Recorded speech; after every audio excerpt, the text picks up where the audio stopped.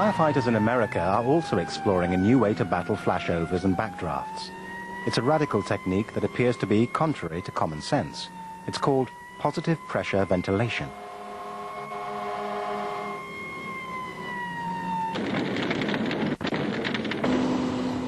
These North Carolina firefighters have been called to a domestic fire. It's a wooden house and the fire's building rapidly. As the hoses are laid out, two of the crew remove a large fan from the emergency truck and move it into position in front of the door.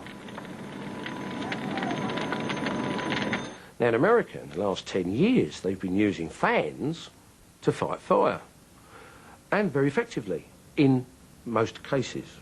Again, when you look at that, it looks a little bit difficult to understand that, well, hang on, here we have a fire and we're going to fan it.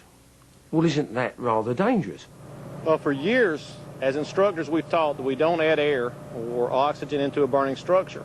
But what we're doing with positive pressure ventilation, we're supplying enough air and enough oxygen in there to overcome that.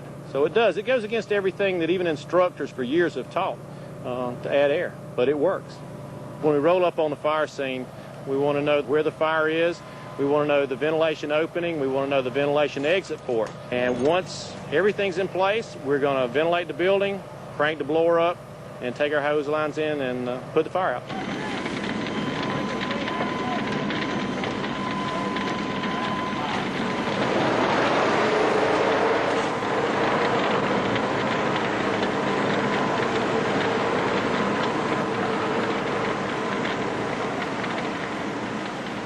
The fans have specially designed blades which force hundreds of cubic meters of air in through the door, pushing the heat, the flames and the smoke back as it rushes through the room. Within seconds, the firefighters are able to enter the inferno and work in a pocket of cool, clean air.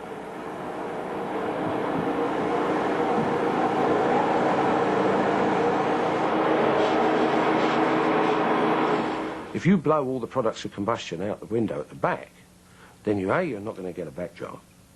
B, you're blowing the temperature out, therefore you're not going to get a flashover.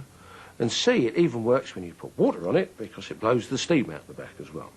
And D, you've got the added advantage that as the crews enter, there's already fresh air into casualties who may be on the floor and they're not having to put up with smoke anymore. They've got a fresh air supply. So it has major advantages, but it's not for everything.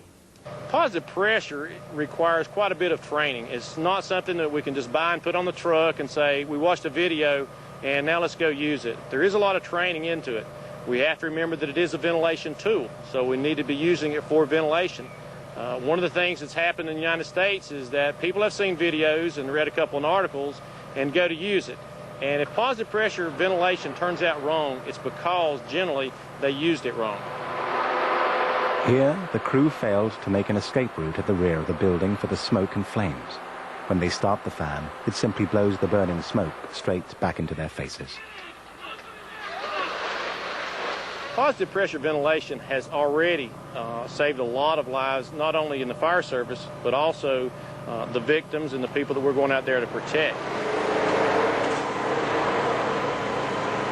There's a lot of countries not using positive pressure ventilation, but it is the wave of the future. And I think it's like in the United States. It just took some people, it took effort to prove that positive pressure ventilation works. Once they try it, and that's the biggest thing there, once they try it, they're going to like positive pressure ventilation and start using it.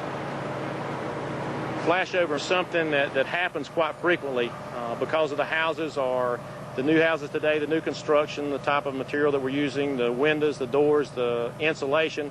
So today's firefighting is much more dangerous because of the fact that flashover and backdraft, you're going to see a lot more of that in the future. And positive pressure ventilation is one way of keeping that flashover from happening, especially on your firefighters when they make that entry. While the fan's effectiveness is debatable, it is quickly becoming standard equipment on British fire engines. Firefighters face a future where flashovers and backdrafts will confront them more often. But most are still unaware of the dangers they face and have little theoretical knowledge of the science of fire.